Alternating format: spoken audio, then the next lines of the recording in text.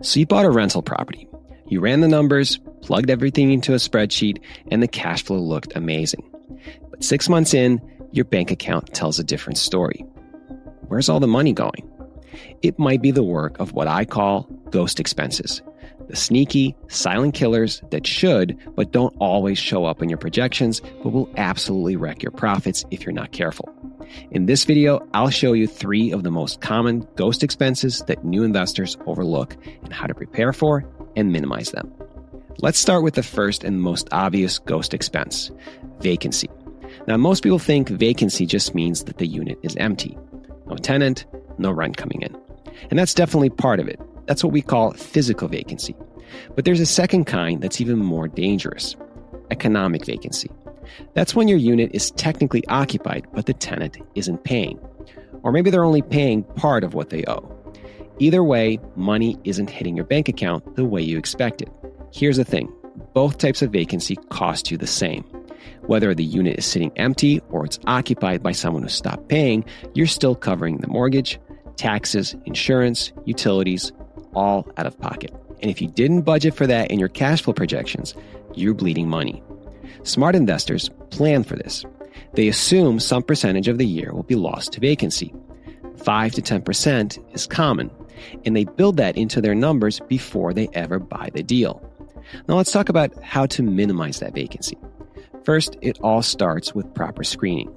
You want a strong rental application, background checks, credit checks, the whole package. And if you don't have those things dialed in yet, don't worry, I've got you covered. You can grab a free rental application template in the classroom section of my free House Hack Mastery community on school.com. It includes the leasing criteria and questions I personally use to select the best tenants while staying compliant with fair housing laws. The link to join is right in the description, and again, it's completely free. Also, for tenant screening, I like to use rentprep.com, which I'll also link up in the description. Second, you need a solid lease, and not just something you Google. I mean a state-specific lease that holds up in your jurisdiction. I always recommend checking out my friends at easylandlordforums.com.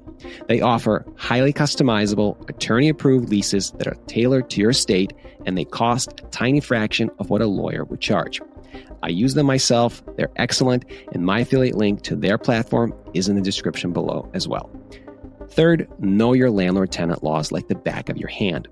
If you've got a non-paying tenant, you need to act fast, but also correctly.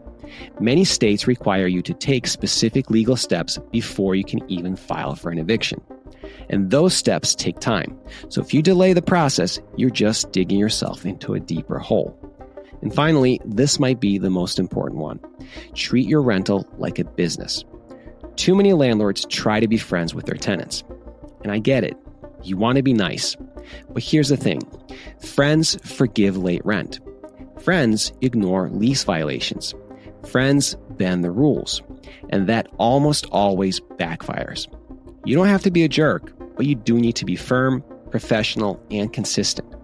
Be friendly, be polite, but always remember you're running a business and not a charity.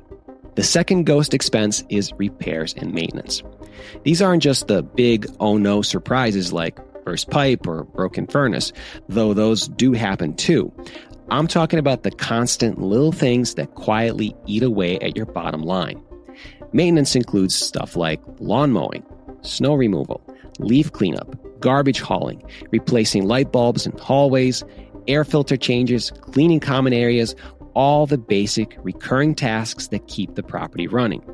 Repairs, on the other hand, are what you deal with when something breaks. And trust me, things will break. Leaky faucets, clogged toilets, busted door handles, cracked windows, loose outlets, broken tiles, you name it. A lot of new investors underestimate this. They think if a property looks good now, it'll stay that way forever. But rentals are like used cars.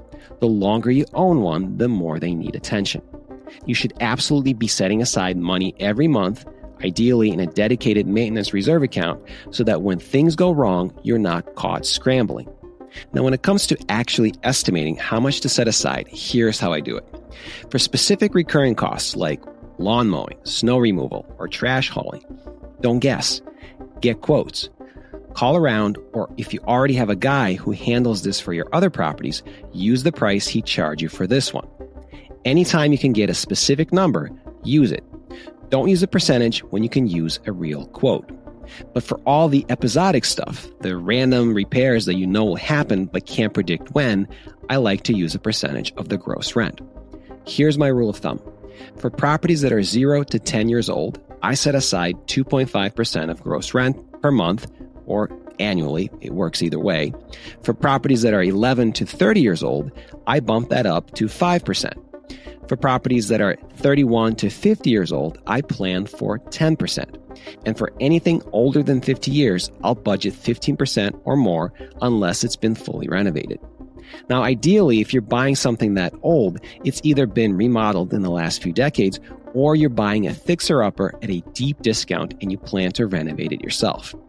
Once you've done a decent remodel, you can usually drop that maintenance reserve estimate back down to the 2.5 to 5% range, depending on how thorough your rehab was. Now let's talk about the ghost expense that haunts every rental, even if everything else is going smoothly. Capital expenditures, also known as CapEx.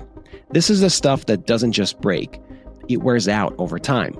I'm talking about your furnace, your roof, your water heater, the windows, the driveway, the appliances. These things all have a shelf life. You can patch and repair for a while, but eventually they die. And when they do, you don't fix them, you replace them. And that's not cheap. A new roof, $10,000 to $15,000, easy. A furnace, $3,000 to $5,000. A driveway replacement could run $10,000 or more. The problem is these costs don't show up on your profit and loss statement until they hit you like a freight train. So if you're not planning for them, you can easily fool yourself into thinking you're cash flowing, right up until the hot water tank explodes. This is why I always recommend being as specific as possible when budgeting for CapEx. Think about the big ticket items: your roof, HVAC system, hot water tanks, siding, windows, and driveway. You can absolutely get quotes for these, or if you've owned other properties before, use your own experience. You know what things cost. You've probably replaced some of them already. Once you've got those numbers, here's how to break it down. Take the estimated replacement cost for each component, divided by the remaining useful life in months, and boom, you've got your monthly reserve amount for that item. Add them all up, and you've got a realistic monthly CapEx budget. And if you're lazy, and hey, no judgment, you can fall back on using a percentage of gross rent. And just like I explained in the maintenance section, the percentage should scale based on the age and condition of the property. 2.5% for properties 0 to 10 years old, 5% for properties 11 to 30 years old, 10% for properties 31 to 50 years old, and 15% or more for anything older unless it's been significantly remodeled. If you do a full remodel yourself, you can reset your estimate closer to the 2.5 to 5% range, depending on how thorough your renovation was. So these are the 3 ghost expenses that can quietly kill your rental profits: vacancy, repairs and maintenance, and capital expenditures. They're easy to overlook, and most beginners do. But the more experience you get, the more you realize that success in real estate isn't about hitting a home run, it's about avoiding dumb losses. That's why you budget for vacancy, set aside money for maintenance, and you plan ahead for the big stuff that's eventually going to wear out. Know your numbers, don't guess. Whenever you can, get quotes, use your past experience, and treat this like a business that it is.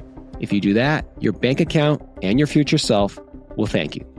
And by the way, if you want actionable tips on how to find and secure ridiculous off-market rental property deals in today's age of AI, check out this video where I share 8 genius ChatGPT hacks for doing just that. Tap or click the screen, and I'll see you there.